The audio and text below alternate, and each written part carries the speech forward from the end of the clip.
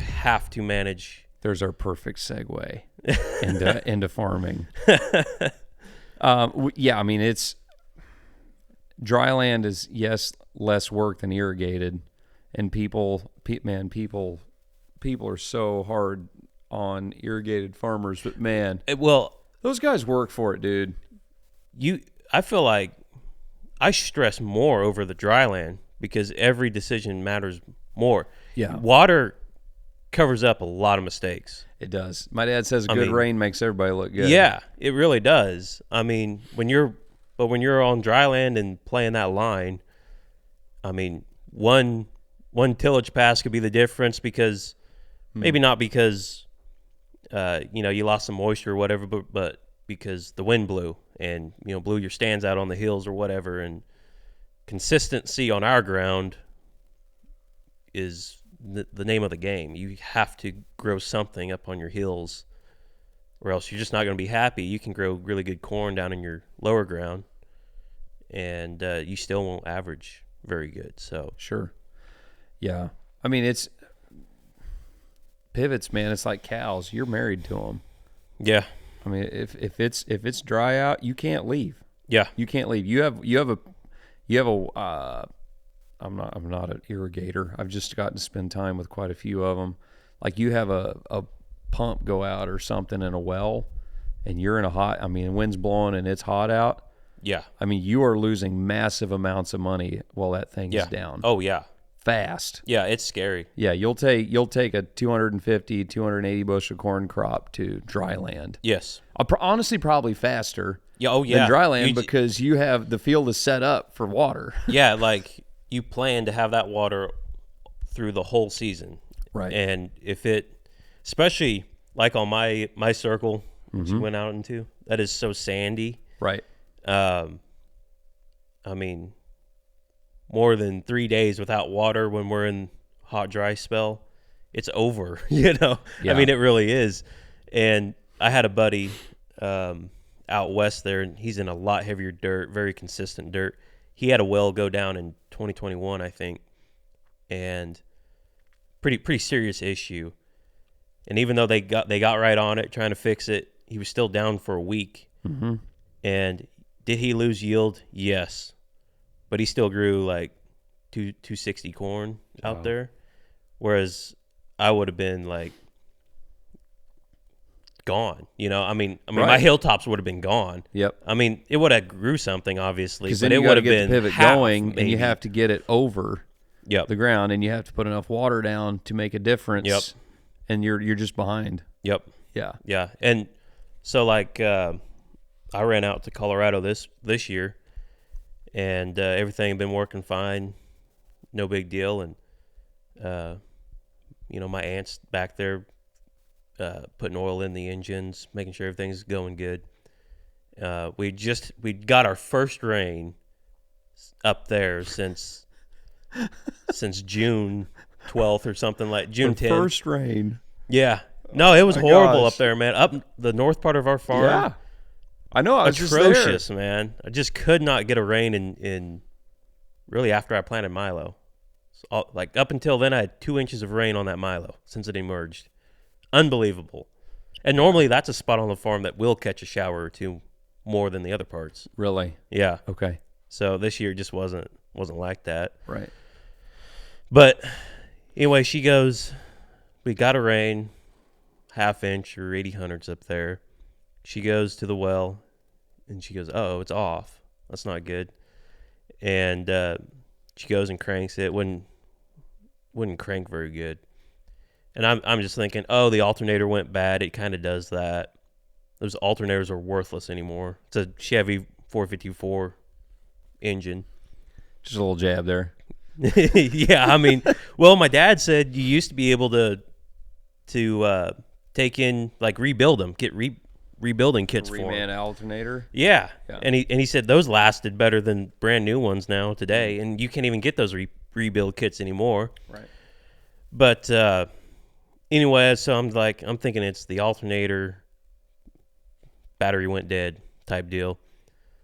So, she's over there kind of freaking out because she's like, this is pretty important stuff here, and I appreciate her doing all of that. But she got the mechanic out there because everybody kind of realized it was more serious than that. And, my timing chain broke. Oh. And which bent all the push rods. So it had to be, they actually took it off the stand, took it into their shop because it's really hot right after that rain. And had to go put new push rods in it, and pretty quick deal. It was down for like 2.5 days. Luckily, we had that rain. Oh man, no kidding. Yeah, but they got it put back together. It's running pretty good, and now it's still off because we've had some rain here lately, some good rain, some really beneficial rain. That's kept me off.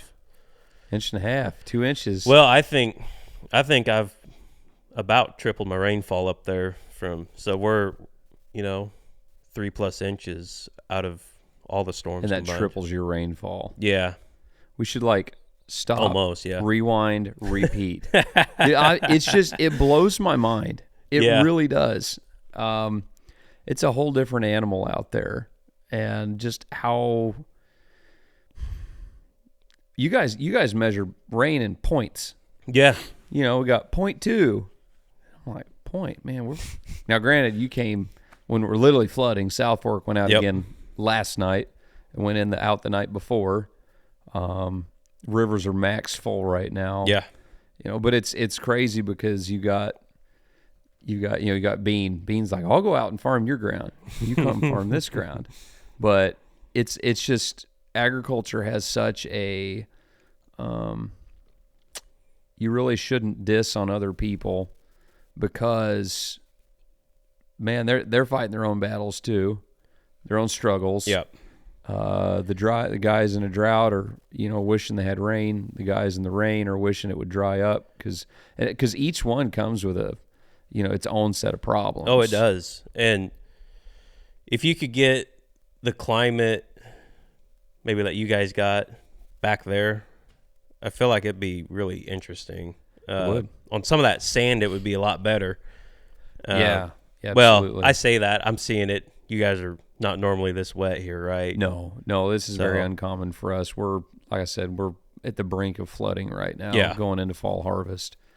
But it is what it is. It's not the first time it's happened. It won't be the last. A lot of the times we get like so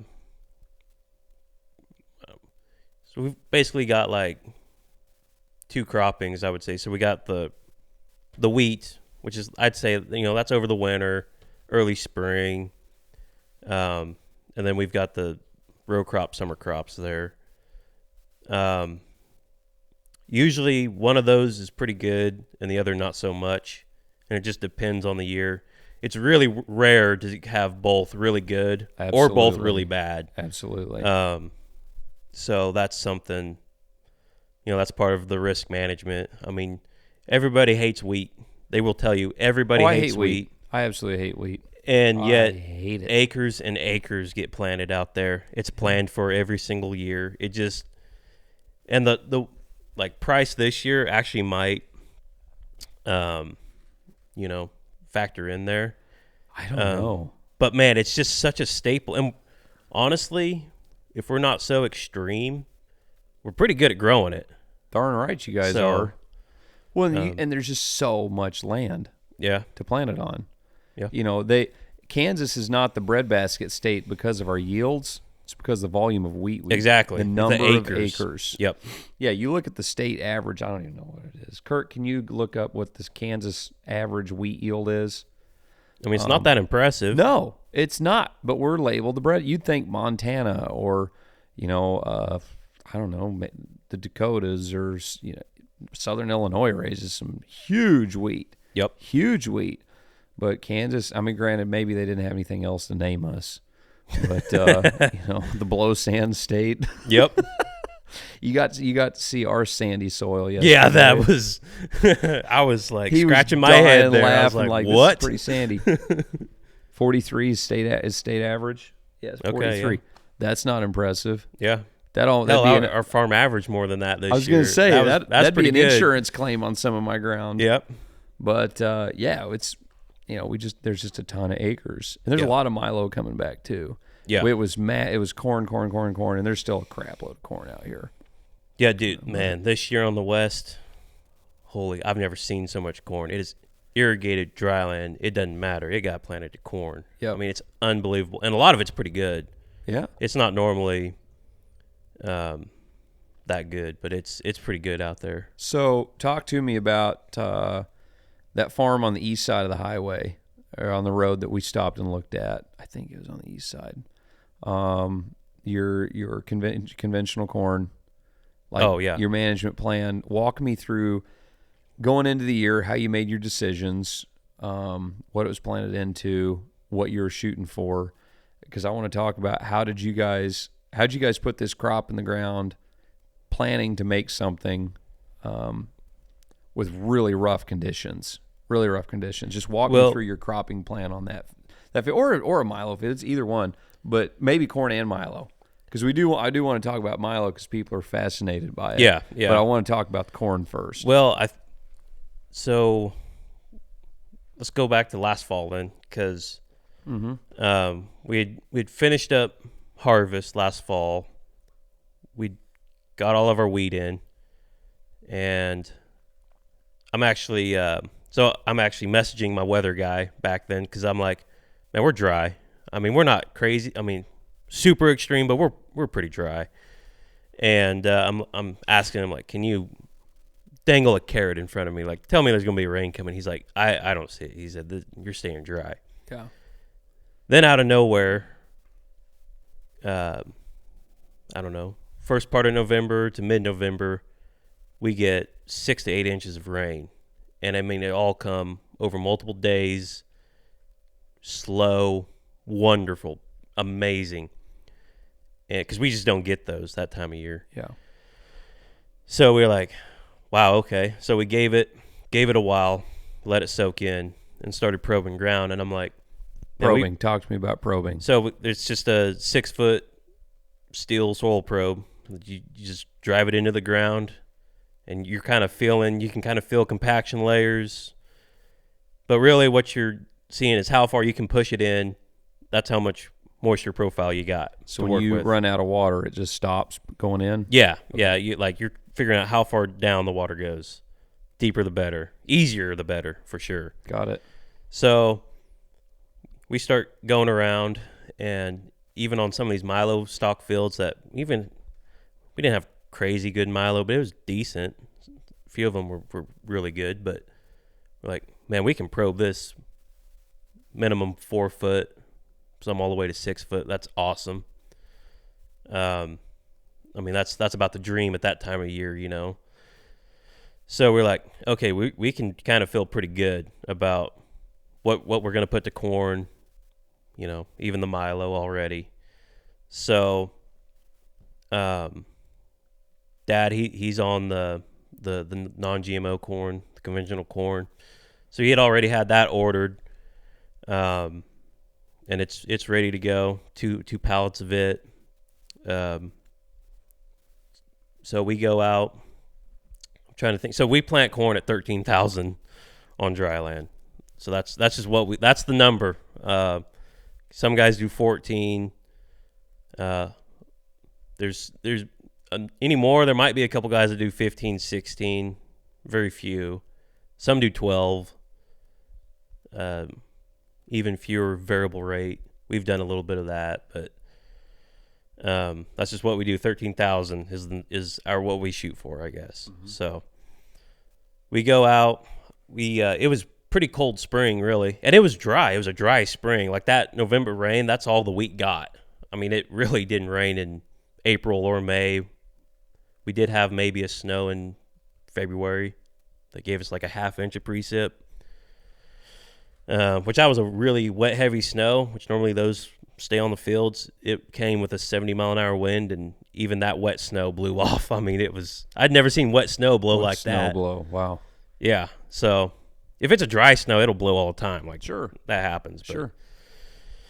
So yeah, we were confident at one point after all that November rain, but it's like, man, we got to like get with it here to get some good planting moisture going. and activate some chemical. So that was kind of, we were on edge then. So I don't know. First part of May we did get a little bit, not a whole lot, like a half inch or so, 3/4 of an inch. And we were like, we finally warmed up again. We're like, okay, let's go stick this corn in. And on that field that you walked, we did have a cover crop. I don't know, late summer, early fall on that. It was barley, sunflower, canola. Okay. And we did that because the wheat stubble got hailed out. I mean, we actually grew some wheat stubble that year, and that hailstorm completely whacked it. I mean, we'd been struggling on the wheat crop for getting stubble the last few years. So in 24. Just because of the drought or yeah, the hail? Yeah, drought. Okay. And we're like, okay, we got some stubble to work with again, because that kind of sets you up in the West. If you got some stubble out there, you're feeling pretty good. And it just got pounded July 6th. I mean, just nothing left. It was unbelievable. So we're like, okay, here we go. We got a cover crop, and which that's fine. I mean, we're pro cover crop even out there. And this is a time where you need to use it. It's a tool in the toolbox. So there you go. Grew that, got some cover out there, got some more roots in there. And it planted amazing. Like all of the cover crop fields we did, they just planted great. However, for some reason, like years previous, we had been getting perfect stands of corn. It was awesome. Loved it. This year just wasn't that way. And I talked to anybody I talked to out there, they're like, dude, same. Different companies, different hybrids, different soils, different areas. They're all like, no, it wasn't. It just wasn't a good year for stand. So I don't really know why that was. Everybody's saying it was cold. We did not put that into cold soil. I don't really know why it did that, acted that way. I'm telling you, man, 2025 is just weird. It was weird. Something's weird about That's really this the weirdest year. thing that happened, because It's 5G internet. It's probably. oh yeah, Yeah, probably. I see. Yeah. We got to find something to blame, don't we? Exactly. That's what yeah. farmers do. No, I really don't know. I wouldn't think it'd be anything chemical either. So Well, that's the thing. Is it an isolated case, or is it? it was widespread as far as I know. Widespread. Everybody's talking about it. All over the United States. Yeah. Oh really? Oh yeah, man. I just really know Western Kansas. There's a lot of strange things about 2025 that no one's really got an idea why. Like your bugs right now. Yeah, yeah, exactly. Army worms. Oh my Yep. gosh, man! I'll tell you what. What are we talking about? Oh, cropping. Guys, if you've liked the information that you've seen so far, go ahead and check out the full-length podcast on our YouTube channel. Be sure to subscribe there. It's also on all the major podcast platforms. We're constantly dropping info and more content on all the social media platforms, TikTok, Instagram, Facebook, etc. Check it out for a lot more content.